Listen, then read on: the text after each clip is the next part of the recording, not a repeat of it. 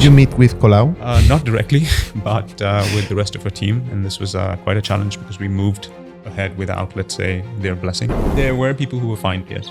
Really? Yeah. There were people who were fined. She's like, as a founder, which is hard enough, then again, fighting against the police, like on top of everything, fighting against the market and fighting against the police. It was really Sounds challenging. fun. It was challenging, to say the least. And then what happened with Reby? Yeah, exactly. It's in the news here it and was there. recently in the news. Yeah, so it's still in litigation. So In the US. In the US. Bienvenidos a un nuevo episodio del podcast de Itnig. Esta semana, Jordi Romero y yo tenemos con nosotros a Kiran Thomas.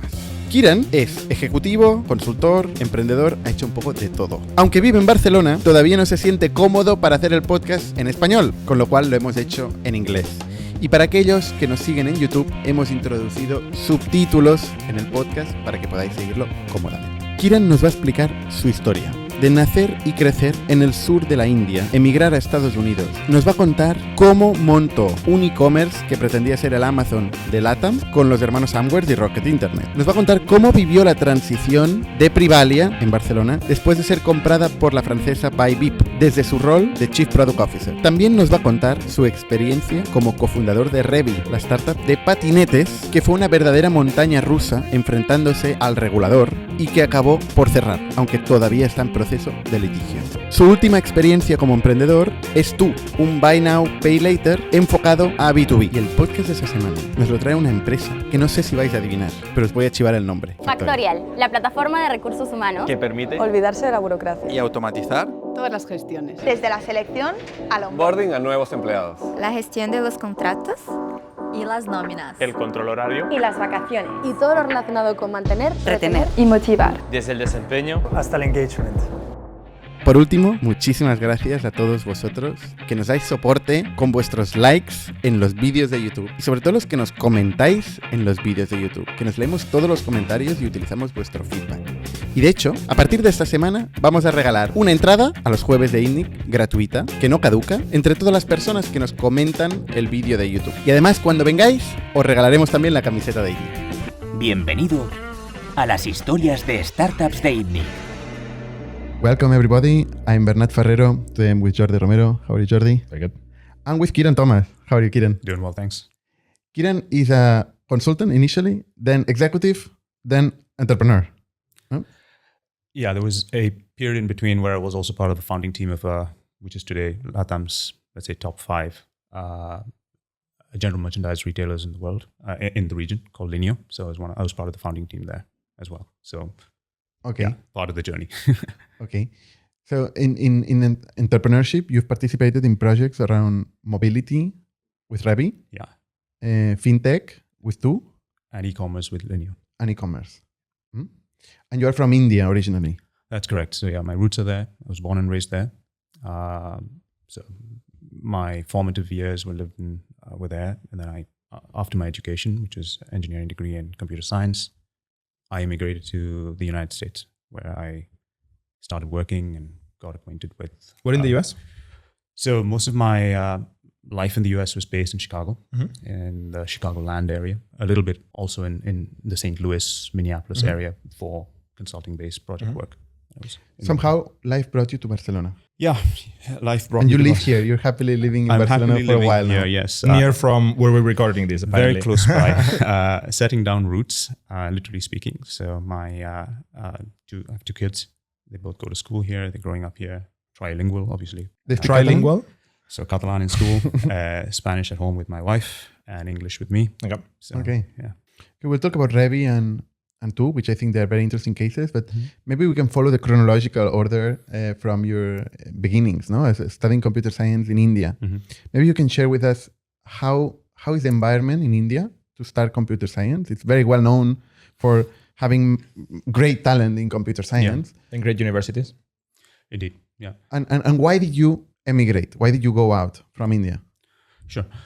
So when I was in university in the late 90s, early 2000s, it was a boom time when the IT consulting phase of the industry. So India was at the time servicing most of the West in terms of BPO, so business process outsourcing and so on. A lot of consulting work was coming and being done in the country. India was going through a point a time when we were solving problems for the rest of the world rather than internal problems. But that's not tech, no? You're talking about things more like accounting, and business process outsourcing, insurance, call centers, and also development work, right? So a lot of enterprise software work was being done in India on behalf of large consulting companies. The IBMs, Accentures, Deloitte, so on and so forth. So it was quite common to be, campus recruited by international firms. So the Deloittes, etc. Start in India and then branch over, get yourself a H1 visa and go to the US. That was a typical path. So I had that option. That's what I did. It was the done thing.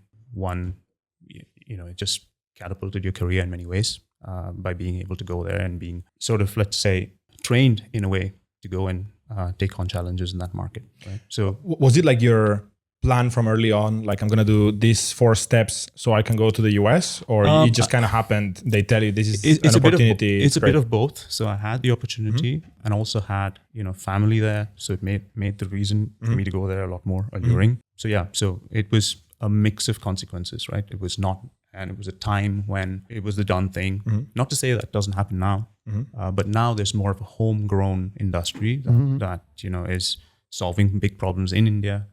And people are finding that a lot more exciting, and people stay in the country. So it used to be more like the company and the capital is in the US or some other countries, and then they hire labor talent in India. Yeah. And what you're saying is now there is more businesses in India hiring their talent locally and just selling their services abroad.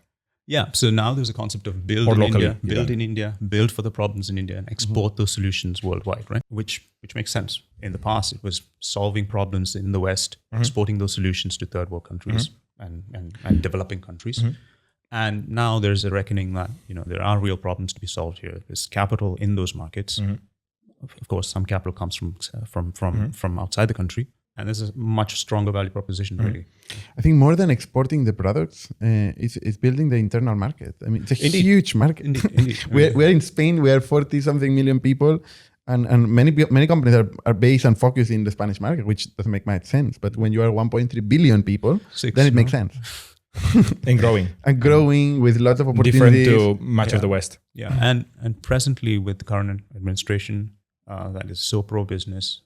The government of India, you mean? The current government in India is so pro-business, has put a lot of foundational elements in growing the economy, right from identity verification to, imagine the scale of the challenge, right? When you're talking about 1.5 billion people, being able to offer them, fintech services, like real, there was an unbanked population of 60-70%. Now that's being reduced. So there's real value generation in that in society in India that's coming at an unprecedented rate, right? So nothing has happened like that in the past. So I studied computing, but always had, let's say, a flair or an interest in pursuing something on the edge between the intersection between business and the tech area. So my career in that sense sort of veered off into the analytics area. So that's what I first cut my teeth doing in the retail sector, working for a large big box retailer called Office Max in the Chicagoland area. So I was instrumental in their post-merger integration structure.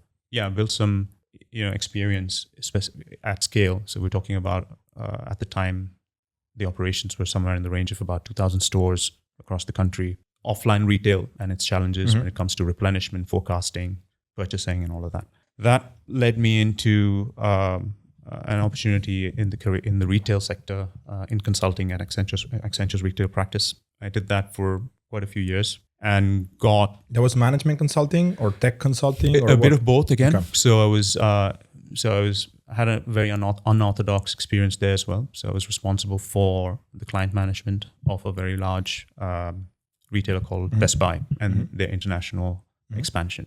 It was fantastic. I was living in Mexico. I was living in the UK, Turkey. So they were sending you to different places for this consulting agreement. So it was the same account, but I was responsible for a significant piece of the implementation and so on. So I spent a better part of 3 years living out of my suitcase. At that point in my life, it was great. I can't imagine doing that now.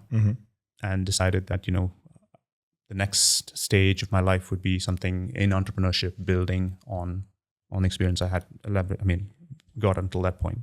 And then was very fortunate to be make an entry into the e-commerce entrepreneurship side of things, setting up Lineo.com, headquartered in Mexico, and expanding it into 7 countries across Latin. How did Lineo get started? Like, who comes up with the idea, recruits the founding team? How is it structured? So, because it's a bit of an unusual case, I guess. Yeah, indeed. So it's not entrepreneurship as we would do it today, where you're starting everything from scratch. I mean, it's something akin to starting up a boy band, right? It's kind of you bring together key players and you put them together, give them capital, exposure, and so on. And so someone at Rocket said there is an opportunity in e-commerce in LATAM. Yeah. Salma's pitch was, do you want to be, I recall this, do you want to be sleeping under your desk as a banking executive in investment banking, or working on the spam filter for Google, or do you want to be creating the next Amazon in Latin America, right? So interestingly enough, that copied that from Steve Jobs, no? Do you want to keep selling sugar water to possibly the guy from Pepsi? Some iteration of that, right? But nevertheless, it's strong. It struck a very strong chord with me. So I joined Lineo like 2 or 3 months in. So I didn't get the designation of co-founder, right? So for 3 months, huh? I mean, 3 months is not so. It's not very much, but then so I met Andreas, who is my co-founder at Two. He was the founder and CEO at Lineo. We had a call. I was in Mexico. He said, "Come join me." So I was one of the first, let's say, not executive, but one of the leadership team members. Mm-hmm. My role evolved. So this was my first experience in e-commerce, building up things from scratch. So I was employee number 30 or 40 within the team, rapidly growing. Mm-hmm. At its peak, we were about 1,600 people, expanding across the region. Mm-hmm. Very crazy, eh? This is very hard to manage. Well, it's the Rocket Internet model, no? Yeah. The vertical growth, sometimes vertical crash. Yeah. Usually. Many times. Crash. So we experienced the ups and downs.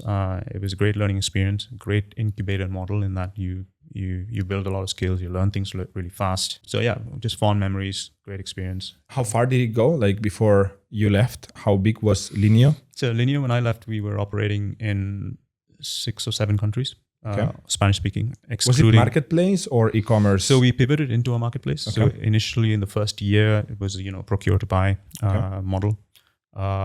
In I think year 2 or around then, we pivoted into a marketplace model. Yeah. And what happened with the company?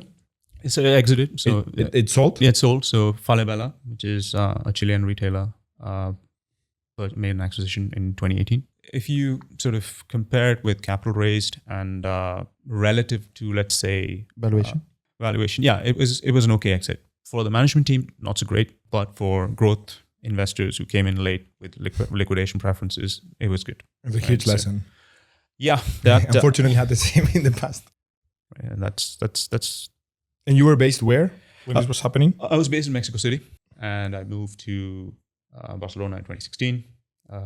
So after this experience, after the Lineo experience, moved to Barcelona. Correct, yeah. Mm-hmm. But before the acquisition. Before the acquisition. So yeah, I was there for 4 years and then I left. Mm-hmm. Missed the acquisition by 18 months. I think it was pretty intense from what I hear. So at that moment, you met Pep Gómez? Yeah, so I'd known Pep for my entry into Barcelona. So I'd known him from some of the events in the startup space. What events? Maybe everybody's looking for a co-founder. So where did you meet your co-founder? So he was part of Numa, I think it was. Yeah. Numa, yeah. So their own events. Their own events. It was an incubator, or what was Numa? Yeah, so it's part of. You still have to come to the podcast and tell us what Numa was. Yeah, you should have him on, of course. So Numa was. I believe, I don't know if they're still around, but it was an offshoot of Mobile World Congress, right? So it was part of the Mobile World Fund. They had some participation in that, and it was an incubator. So I met him at one of the events there. Had some other connection. So, but the type of event where there's just drinks and some couple of talks or something, and you just went there to meet people? No, actually, I had interesting enough, that it reminds me, I had another connection to Pep just through his girlfriend at the time. Was a friend of my wife's sister. So there was a random personal connection coupled with events and so on. Kept in touch. Who had the idea of Reby? I'd say it was, a consequence of the time. Pep drove the idea creation and so on. So he was like pretty clear he wanted to do this. We met around the time when I was leaving Privalia. And you were leaving Privalia and then you met this, or you met this opportunity and then you left Privalia? Was it? No, it was the other way around. So I left Privalia. Okay. And I started with Reby. So and you wanted to start a company, or? Yeah. So I wanted to start something. The timing was just brilliant. Like when I was having my going away party at Privalia, Reby was running. So yeah, I remember discussing. You had the welcome party next day. No, there was no welcome party. It was just me and Pep. Just two people. You just like grind on a laptop and exactly. buy scooters or whatever you do the first day of a company. And a week later, we were in. So it was two founders? Yeah, initially. And then we brought on about 6 months later 2 more, Guillaume and Christina, who basically joined us to build out the engineering, let's say, and the China angle of engineering in China. So chief engineer and chief China. Hardware. So hardware. Yeah, chief hardware. Yeah. And you were chief product or head of product? Yeah, or? it was product, everything else in between. CEO. Yeah, I was actually the CEO initially. Oh, really? So when we started, Pep was everything to do with regulatory, legal, and fundraising. I thought you were going to say he didn't do that because it doesn't sound so much fun. He did the regulatory, legal, and fundraising. That was Pep. And I was running all things from a CEO's standpoint. Okay. Very soon, I realized that this was a hairy animal. I wasn't excelling at that job. So Guillaume took over from me. So Guillaume is who came in as a CEO. Also founder? Or yeah, no? So he came in. You could call him a founder, yes. So did you call him a founder? Yeah. Okay. Yeah. And what's a founder? I mean, is it equity, certain equity? Or indeed. A significant stake in the business for all founders, of course. Yeah, we've seen founders join companies 5 years in. Yeah. But sometimes they are actually founders and they own a huge chunk and they actually get the company started there. It's such a strange concept. Yeah, it's different for everybody. It has to make sense for the team, no? Yeah. It did, right? So because when Guillaume and Christina came into the business, Guillaume came with like 10 years of experience living in China, hardware experience, the connections on the ground. We built a proprietary scooter from scratch. So what we had on the streets was unique. Okay. It was not mass produced off the shelf like what all the other brands were doing at the time. Was that a good idea in hindsight? Indeed, because we were able to do it very, very cost efficiently. So we didn't raise a lot of capital. But building your own hardware, is it cost efficient really? So again, when we say building in our context, it was having the right connections to a syndicate of suppliers that have the capability to put something together relatively fast. So you designed it and the parts are built. You don't create your own battery and your own wheel, obviously. Yeah, but you need your own stock. You need to make some kind of upfront investment. It's different that you have a service with a supplier that will provide the guarantee. In Xiaomi, no? I think plenty of competitors were working with Xiaomi back then, I think. Yeah, indeed. But when you compared what we put to market, it was an advantage. It was an advantage. In what sense? It didn't break all the time. I remember as a user, I used to use Reby. It was like a tank, right? If you recall, it was, and we still have, a lot of them in various inventory depots around, which will be liquidated at some point. But yeah, so that was, so it was an advantage, and we saw it early in the journey, and we were able to do it pretty capital efficiently without raising millions like other players. How much did you raise?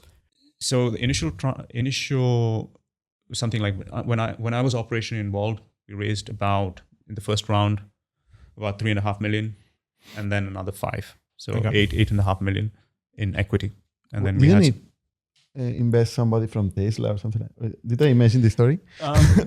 So it wasn't exactly. So it was one of the original board members of Tesla. Okay. It was this investor called Simon Rothman, who cut us our first check, actually. Cut what? He actually wrote us our first check. So, really? Yeah. So you get 3.5, then 5 more million. You have the China person that knows the producers, builds your own scooter. Yeah. You build an app. Yeah. You build demand. Yeah. We built our own firmware. How does it IoT, start working? Everything. What's all the components. What are the milestones of Reby? Yeah. What do you do the first 12 months, for example? Yeah. How far do you go? Sure. So we started, I think, in July of 2018.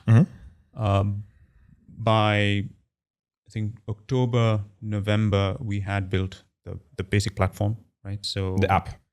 No, app was just the icing on the cake. So I'm talking about the IoT.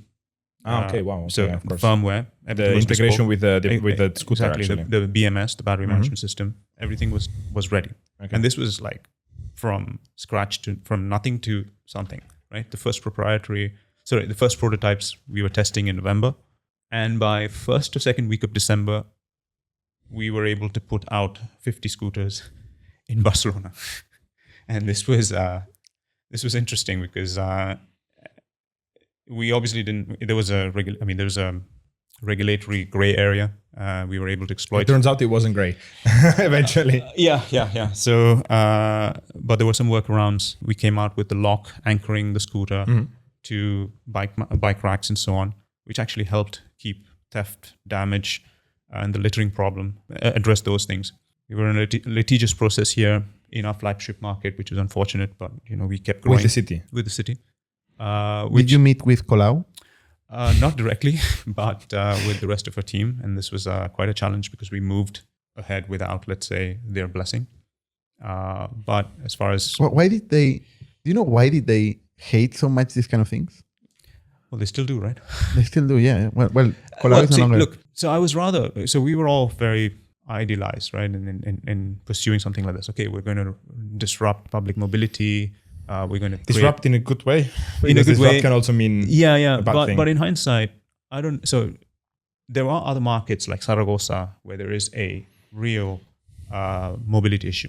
Public transportation is sparse. If you go there at certain times of the day, you can't find a cab. There's motos and whatnot, but there's nothing else in between. At that time, it was the case.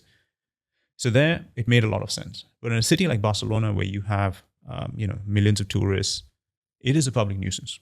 I give you that. And it is a public nuisance, right? So free floating.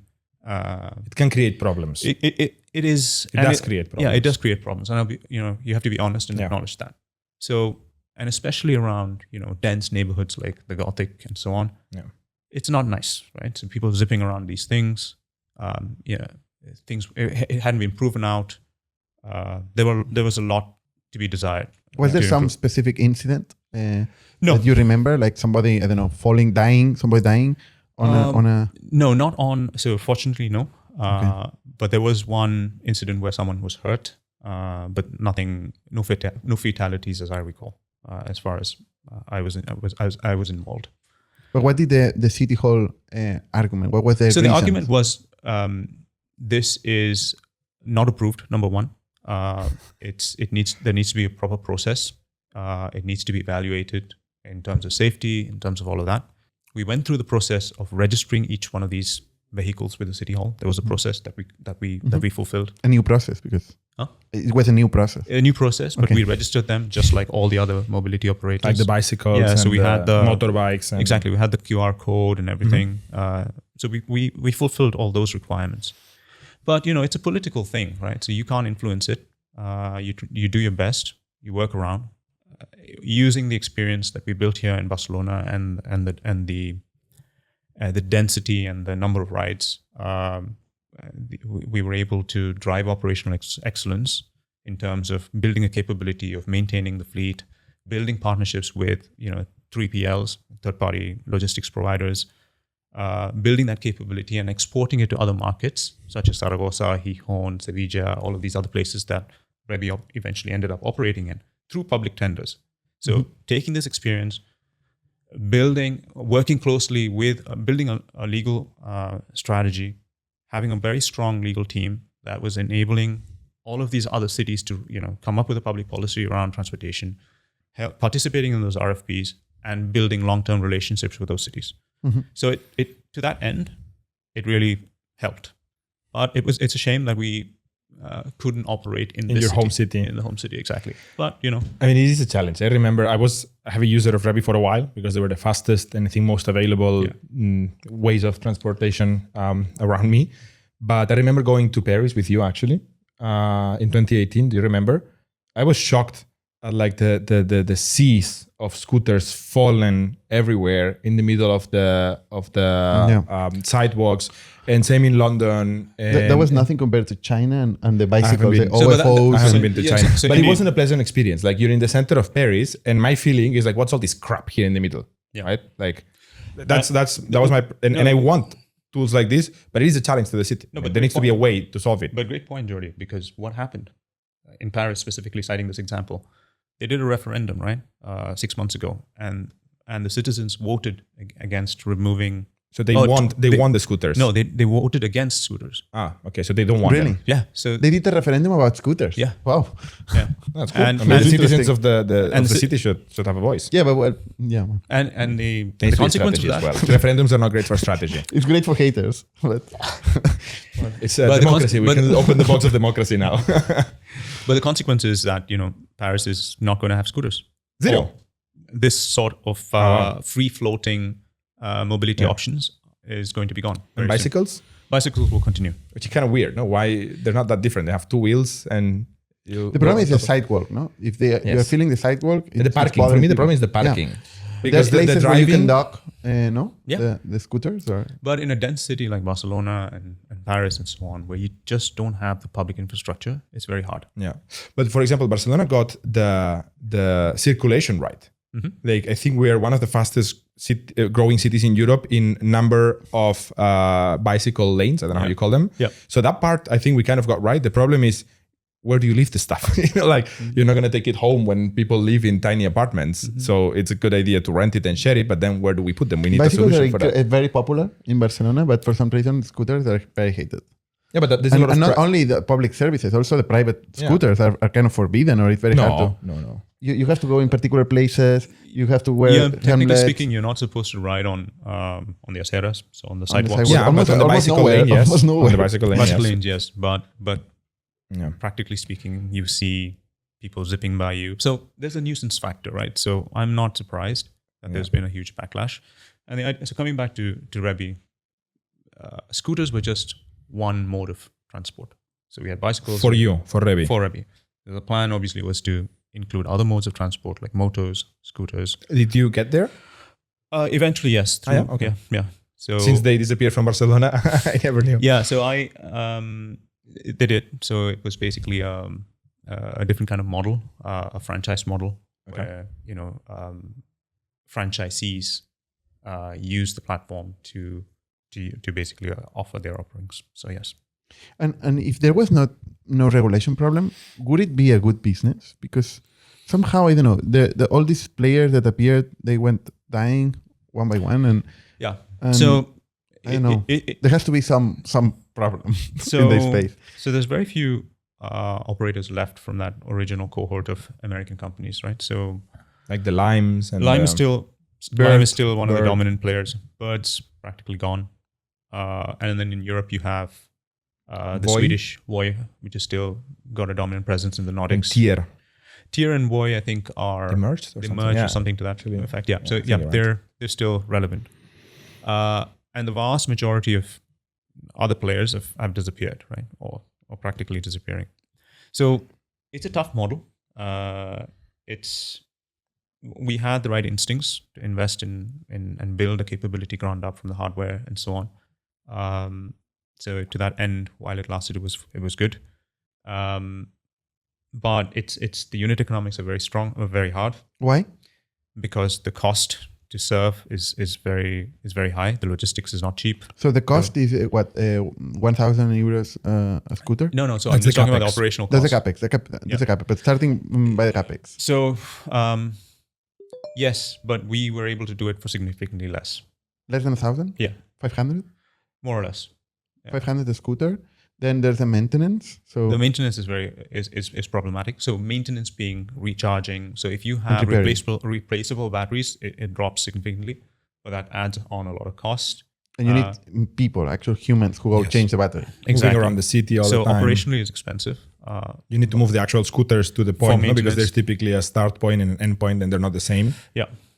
But So- that also depends on the usage, no? So the usage will have Exactly. a percentage of cost for repairing and recharging. and redistribution, right? So ultimately it comes down to, so we have to be able to redistribute the fleet to certain points in where there's demand is going to be, right? So if you take what happened, let's say in the peak months between July to September, 80% of the fleet would be in the beach. in Nova Ikaria. So you need to move those things back to. What does these people do? They just stay in the beach? I suppose, yeah. So it's just congregation of. They just get drunk and stay there, pass out on the sand. So it can be frustrating in that sense from a user perspective if you don't distribute. So we did a decent job, but that was not cost efficient. We didn't crack that model. There were algorithms that incentivized that people would take scooters from one place to another. Yeah, so we did that. But, the start and stop was very frustrating, right? So we didn't have enough operational data to be able to really optimize those models to be able to drive real value. Because, 1 week you'd be on, 1 week you'd be off. This cat and mouse with the city was just frustrating. It didn't help. So you mean start and stop in terms of regulation? Yeah.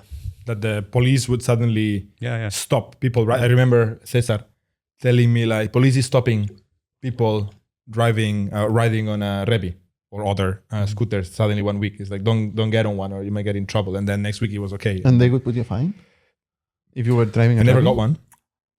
There were people who were fined. Yes. Really? Yeah. There were people who were fined. She's like, as a founder, which is hard enough, then again, fighting against the police, like on top of everything, fighting against the market and fighting against the police. It was really Sounds challenging. fun. It was challenging, to say the least. Anyway, so Reby was a great experience in that. So you left after a couple, 3 years, something like that? So yeah, I 2 years in, I left my operational role. So I exited. So it was also, the timing also had to do with when we went with a franchise model around the pandemic's timeframe. I opted out, and it was also a combination of factors, right? So Andreas, the CEO and co-founder of Two, had come back from Lineo. He was in Norway getting ready to start something up. We had a couple of chats to build something that would become Two. Was really interesting. And just, I'd like to touch upon this, and it'll be a perfect segue to get into why Two came about and what was the problem we were solving. So in our experience at Lineo is a marketplace merchant, right? So we were selling stuff on behalf of merchants, and about 20% of our clients were businesses making purchases on our platform. And typically these businesses required to make purchases on invoice, right? So with some deferred mode of payment, some credit. And as big as Lineo was, it was not a core competency. We could not credit underwrite. We could not verify identity, issue invoices, follow up, collections, all of that. It was a huge challenge. And we were losing a lot of sales. A typical experience of some of these customers they would come into the checkout page, and they'd see pay with credit card, pay with cash. They pick up the phone, call customer service. How can I pay on invoice? I want to buy 50 TVs. Pay in 30 days, 60 days. Pay in 30 whatever. days. We try to salvage some of the sales, but we'd lose them. So that's the point, the challenge that we are trying to solve, or we are solving here today with Two. And that resonated really well with me. Early stage, let's get this going. Working again with Andreas on this was amazing. So it was tough decision to make to leave Reby. Pep was very understanding. Can you share with us? Because this is something that happens in startups. No? Mm-hmm. When founders start a company with all the dreams and illusion of what's going to happen, and then at some point things go south or things don't go as expected, and then they have this conversation. No? Yeah. So how do you manage this conversation with your co-founders? Yeah. So with a lot of guilt and stress, obviously. So it was a tough time for the business. It was the pandemic was on. The business was slowly getting back on its feet. I had this thing. This was precisely 3 years ago. So September in 2020. So yeah, I was clear in what I wanted, and I was also at a point in my life where I wanted to put myself and my family forward. Right, first, the Reby experience was great, and where I was within the company, what I could offer in terms of regulatory aspects of things, fundraising, and so on. I wasn't adding a lot of value there, personally. So it was a reckoning that, look, I could do better somewhere else, or I could continue here, And I think, when I had that conversation with Pep, it was hard, but he was understanding. This is ultimately where your heart is what you do. And I stayed on in a, an advisory capacity beyond that. But I removed myself from a day-to-day starting, 2020, September, October. And then around January, when things really started picking up with Two, I was fully out. So fully out, as in also selling your shares, or you stayed as shareholder? I stayed as a shareholder until the acquisition by Sol or House of Lithium, which was basically, they led our Series A at Reby. This was just after I left, so they were one of the biggest investors. So the lead Series A investor is the one that offered to acquire the company. Correct. Yeah, that offered, signed. Well, yeah, I mean that's something I wanted to ask about because but then in this Series A, there was a secondary, and it's where you left. No, I didn't sell at the Series A, so I sold before the acquisition, just before the acquisition. Okay, and then what happened with Reby? Yeah, exactly. It's in the news here and there. It was recently in the news. Yeah, so it's still in litigation. So in the US, because this is a Delaware corporation, and the last outcome was that we need to basically go to trial again, and that's where it is. So this House of Lithium came to Reby and said, "I want to buy you," or Reby went to them and say, "We want to sell." So I'm not on top of the details there, but basically they were one of the investors, right? So a lead investor with a significant stake in the business already prior to the acquisition. And from what I understand, their strategy was to build a constellation of brands, right? So around micromobility, battery management, and so on. And Reby was fit into the picture as one piece of that puzzle. And they had acquired another company in the battery space, and so on. And this was basically the plan to float an entity that gets on the Canadian stock exchange. So to that end, the Reby deal would be, Reby would be acquired wholly by House of Lithium. Cash? Cash to pay out the equity holders, and some surplus for some early for the management team or exactly, and that was basically the deal. But it was a good outcome for the founders and for the investors if it had gone through, from what I understand. It would have been a fantastic outcome for the shareholders prior to the acquisition. Yeah, because and for the company that would survive. Yeah, but the way things ended up is that then what happened? What's the tipping point? So litigation is expensive. But why is there litigation? No, what happened probably is that the market fall. So the world financial market. There's many things, right? So one is, so the company needed to raise funds, right? So either through an acquisition or through the private markets as an extension to the Series A or B or whatever. We had a term sheet that was executed and signed, not term sheet, a sale document, everything done. So the transaction document was signed. Signed, exactly. Typically in a transaction document like this, you have like 30 days to wire the money and stuff like that. A portion of the funds were wired as well. A portion of the funds was wired? Yeah. A small portion? Yeah. So the deal had happened. And the second wire never came? The joint statement, the press release would happen with them. So there was an article on TechCrunch, everything happened. Yeah, that's true. Right, so everything went out. And then, there was I suppose a Twitter Elon moment on their end. And they've done their best to get out of it.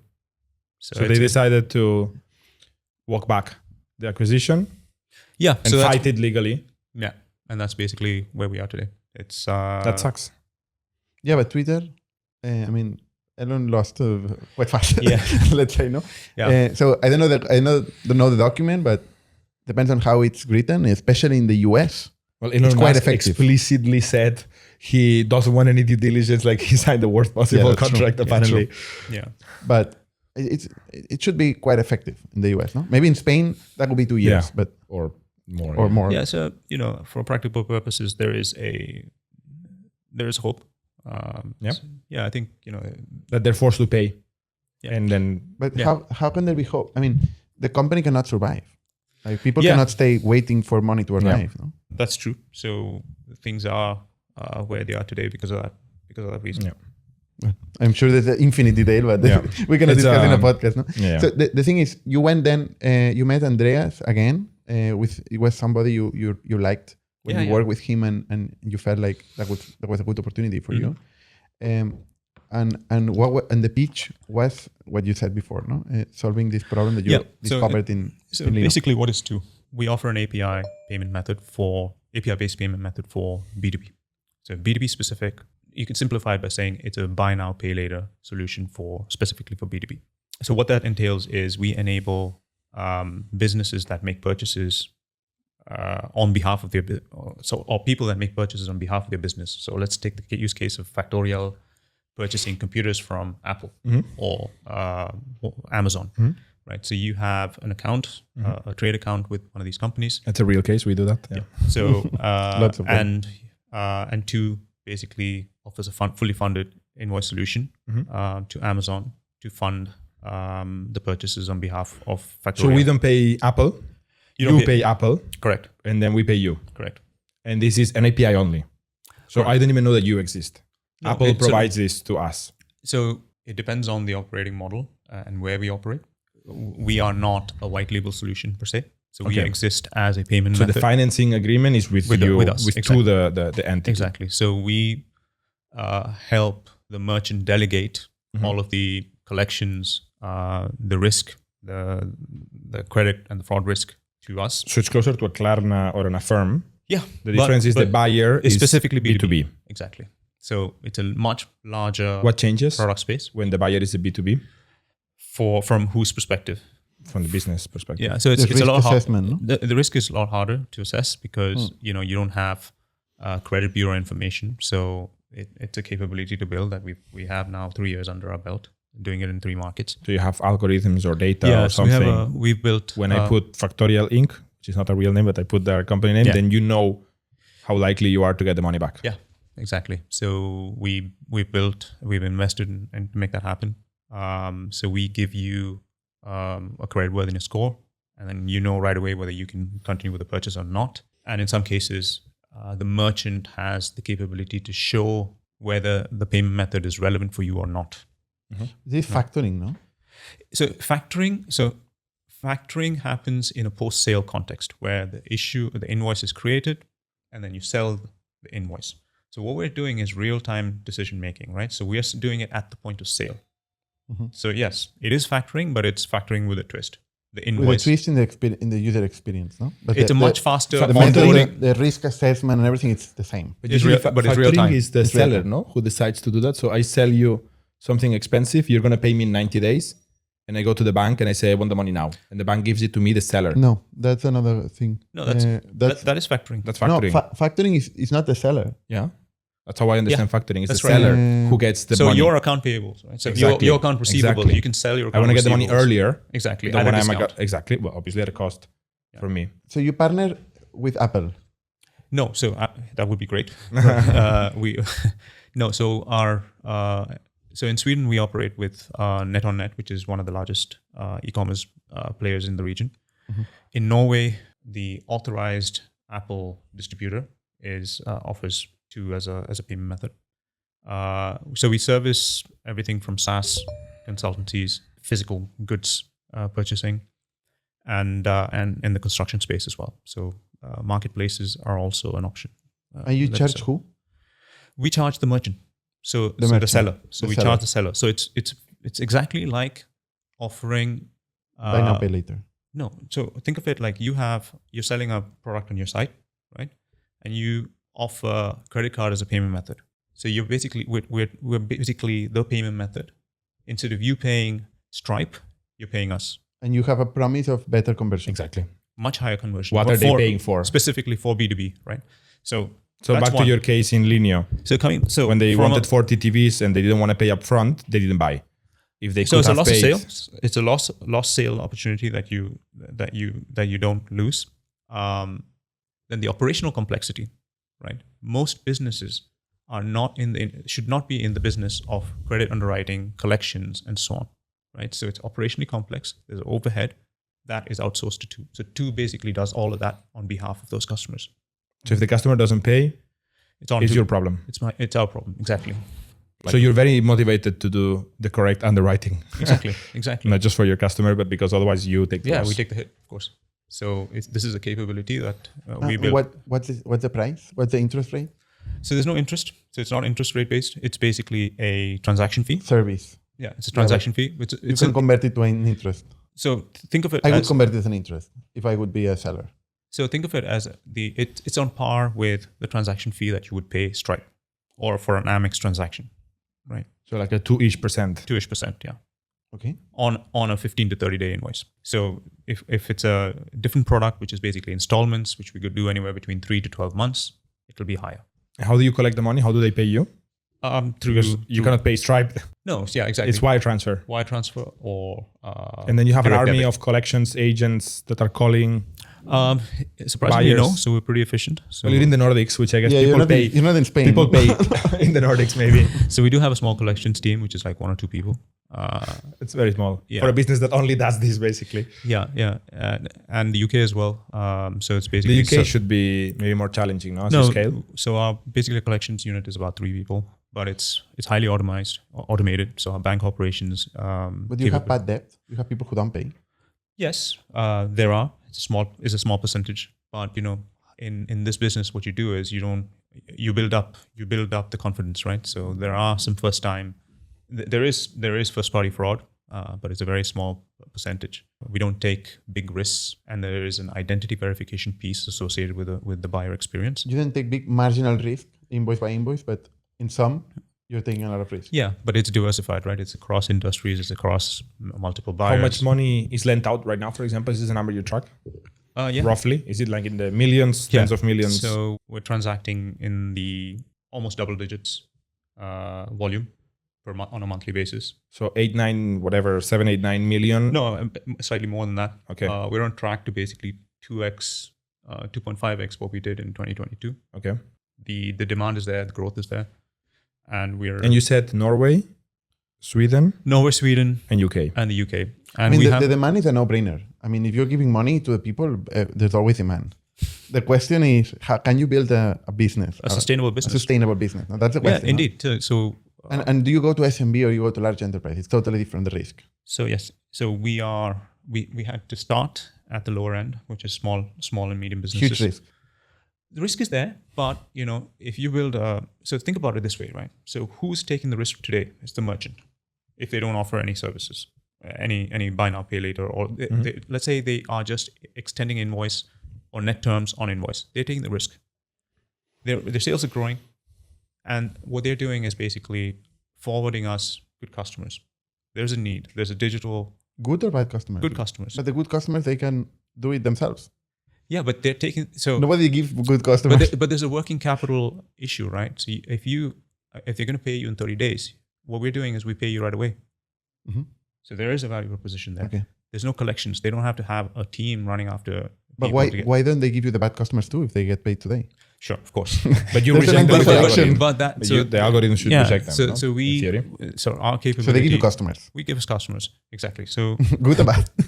That's for you to decide, no? Yeah, that's a fair point. This 2% has to pay for the collection people, the risk that you are taking, and the whole business. Yeah. So it's a high volume business. It's a high volume business. It's like payments, right? Payments is it's a high scale business. You have to be operating. You need to get to the billions. Yeah, and that's for there to be a business. Yeah, that's the path we're on, the trajectory we're on, and so far so good. So and you said the business raised money. Yeah, so we raised our initial round in 2021. So the good times. So pre-seed, which was led by Sequoia and Local Globe and Visionaries Club, and then we followed that up in the summer with a seed round, and then a Series A round. We closed it last October in 2022. Not in the good times anymore. Yeah, but it's the timing was could have been worse, but we did well in that sense. How much did you raise in total? So the most recent round was about 20 million USD. So in total we're about 28. The company legally, where is it? So we're headquartered located? and incorporated in Norway. So it's a Norwegian. Norway. It's a Norwegian entity. And the team? So the team is distributed between Oslo, which is where there's about 20 people there. There's another 20 in London. Sweden has a small presence, which is about 5 or 6 people. And we have a tech outpost in Glasgow. So we built a small team there, about 7-8 people. And then a distributed workforce across other markets. But that's a smaller proportion of employees that are remote. Where do you see your future? So in the next 3 to 5 years, being one of the largest B2B payment solutions with a huge presence in the US, which is the next big market for us to capture. So processing in the billions, and of course being contribution margin positive or profitable. Yeah, that's the goal. Working towards that, and let's see. So the tailwinds are there. Their businesses need working capital relief, and that's something we do really well. And your role specifically? Yeah, so it's evolved. Again, I've done many things at Two. So started in the product role, transitioned into taking care of all things people and investor relations, so internal and external in that context. Today, I'm in the process. I don't know if I mentioned it earlier. So I'm in the process of transitioning out of an operating role at Two. We'll do that over the next 4 or 5 months. The reason being primarily, I've spent 3 years being one of the key members of the team, working remotely from Barcelona. The company's at a stage where we require a physical presence in either Oslo or London for someone in my. Why? I mean, I'm very much for physical presence, but why would you say it requires? For me personally, it would be for me to be more engaged, to be on stuff on a day-to-day basis. And I think, you have a better velocity when it comes to decision making, higher engagement, so on. And for me, it's very hard to do that from where I am here. One thought, obviously not to you because you've seen early stage many times. But I think many people romanticize early stage. And I've met many people that have been at larger startups and they say what they like is the early stage. And then they go to the early stage and they cannot stand the uncertainty, the chaos, the lack of resources, the scrappiness, the constant fear of death. Yeah. So obviously you've seen that plenty of times. Yeah. Especially from Reby to Reby. That was a total cultural shock. Reby is exception. But Lineo, starting Lineo, Reby, and now Two. It wasn't so dramatic as death, but there were tough times. Right? So you're so right. People romanticize it. It's tough on the early days. It is very hard. It is very hard. It's fun. It is hard. But I also think I'm not so sure if I'm dying to go back to having to pull out of thin air everything. It's also nice when you have something to build on, right? Good point. So obviously with experience, you don't, the journey gets easier, but not so much easier, right? So Lineo was a different example. So Reby was hard initially, right? Two wasn't that hard. And finally, it was hard. It was always hard. It was hard. Yes, fair enough. Yeah, it was hard all along. But there's some valuable learnings. But Two, great team we put together, a great bunch of people. It was hard. Things picked up. Yeah. And you started building. Hopefully the next one, there's enough of a, pattern recognition bank that's been built up that I can rely on to make the next, whatever it is, fine, So if you're looking for investors for your next venture, you can come on Thursday when we do the pitch to investors. Yeah. And maybe you can be there pitching your new idea. I'll need to work on that significantly before I come forward. No, we like it early. Last question. Or combination of questions. Who's the best reference or person that has influenced you? Best book, best podcast. Okay, let me start with podcasts. So, it's a podcast. I'd say I follow the Huberman Labs podcast. I really value the content on that. That's one of my is up there. I also do financial policy FP, which is really good. Just to get you aware. That's a podcast? It's called Financial Policy? Yeah. I don't know. Foreign policy, not financial. Foreign policy. Okay. It's pretty good. It just opens your mind to what's out there from a macro standpoint, trends, so on. So these are the two ones that I really follow from podcasts. Books, I would say, I got into The Hitchhiker's Guide to the Galaxy. It's obviously fiction. Classic. I haven't finished all of them. So I'm the first, I've got through the first 3 We have a couple left. So that's been a really interesting read on how to sort of go through life and not take yourself too seriously. There's lots of learnings there. And then person. So, on the personal front, it's I have a lot to thank my mother for. So she's no longer with us. So she was a big influence in my life early on. And from a business context, I'd say, learnings, people I've worked with, would you say, or just, someone you look forward to? Some preference for you that you learned from. Yeah. So I'd say Bezos, for his like obsession when it comes to customer centricity and so on, is someone I would really look up to in that sense. That obsession on creating a product that's great, meeting people's needs and touching people's lives in that regard. Yeah. Some words? No. You know what? You learn about preferred equity and preferred stock. That happens everywhere, right? Yeah. That can happen. It happens. It's an expensive school. No, but for all said and done, I think what they've done for the ecosystem at that time. They did a lot for Europe and Germany, particularly. Yeah, absolutely. I mean, the internet. They get a hard rap, but there's a lot of businesses that come out of that ecosystem. The Lineo mafia, if you will, and a lot of talent. Mafia. Yeah, it's a huge mafia. So totally. I have a lot of you have a lot to be thankful for that experience. So it's not and it's like in life, right? You meet all kinds of people. Some tougher than others. Mm-hmm. Different. It's an array of experiences, and you just basically have to take it for what it is. Kiran, thank you so much. Thank you very much. This has been a pleasure, and we'll follow your journey. Yeah. Thank you. See you next week. Somos un ecosistema de startups tech de Barcelona, creadores de Camalún, Kipu y Factorial, entre otras. Ofrecemos más de 5.000 metros cuadrados de coworking a startups y organizamos eventos diarios para discutir negocio y tecnología hasta la saciedad. Desde Itnig Fund invertimos en equipos con capacidad de construir grandes productos y negocios. ¡Te esperamos!